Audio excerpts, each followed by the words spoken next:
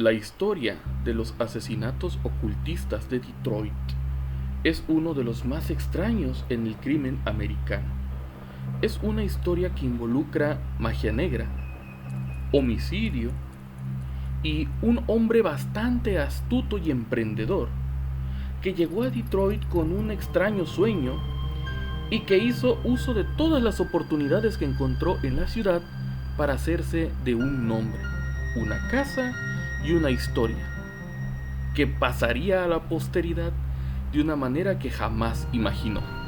Nacido en Nápoles, Italia, en 1885, bajo el nombre de Beniamino Evangelista, se movió junto con su hermano a Filadelfia en 1904, intentando alcanzar el sueño americano, sin éxito. Por lo cual se movieron a York, en Pensilvania, y empezaron a trabajar en unas vías de tren, donde los hermanos conocieron a un individuo de nombre Aurelius Angelino, quien poco tiempo después fue encerrado por un terrible crimen que involucró asesinar a su familia con un hacha.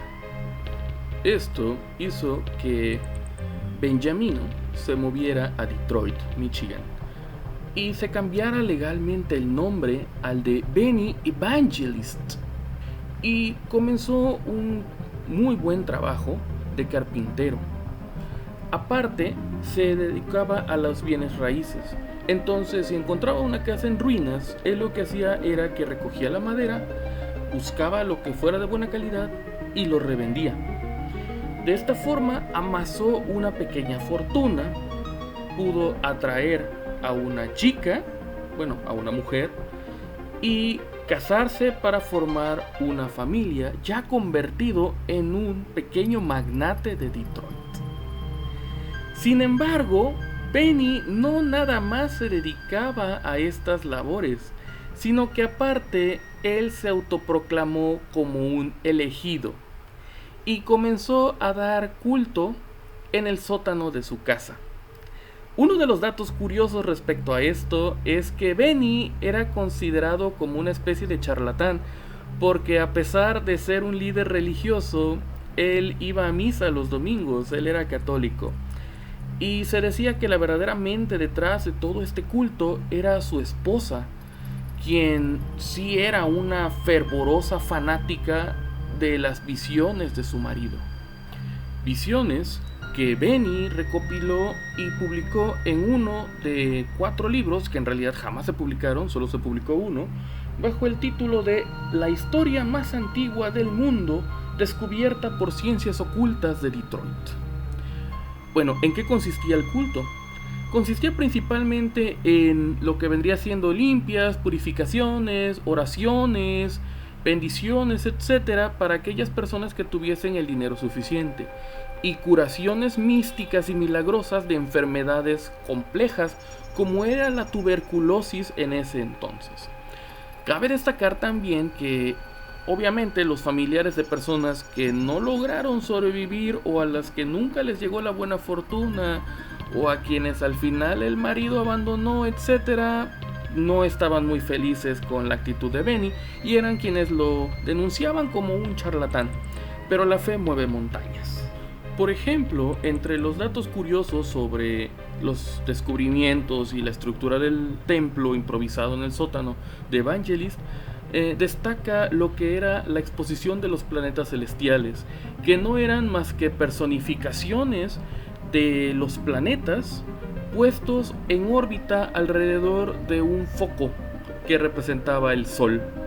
Así que, como vemos, esa mala costumbre de jugar a la regla 34 ya se daba, aunque no de manera sexual al menos.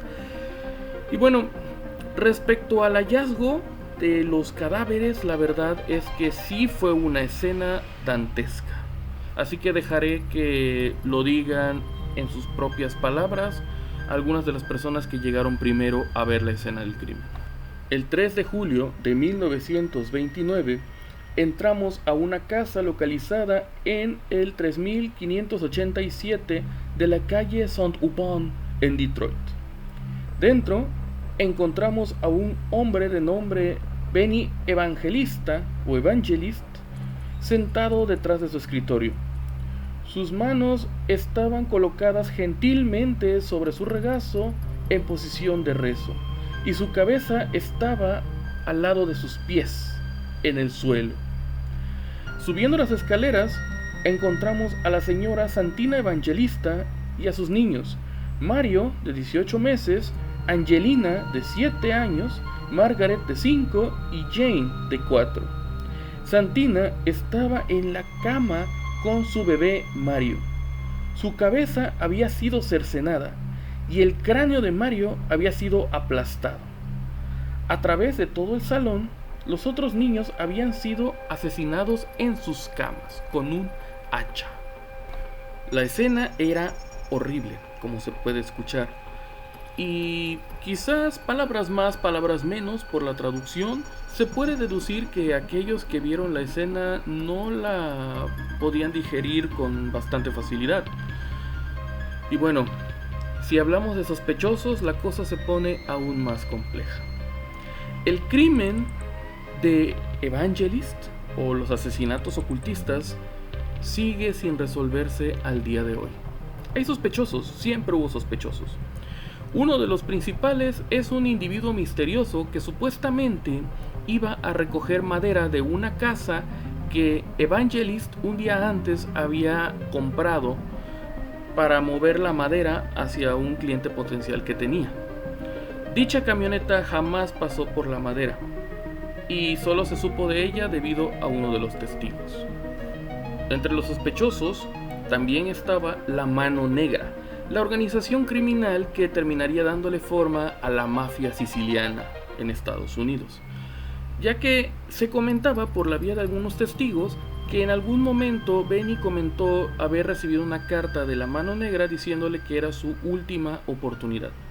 Nadie ponía en duda que quizás algunos de los clientes insatisfechos de Benny podría haber sido parte de este grupo criminal.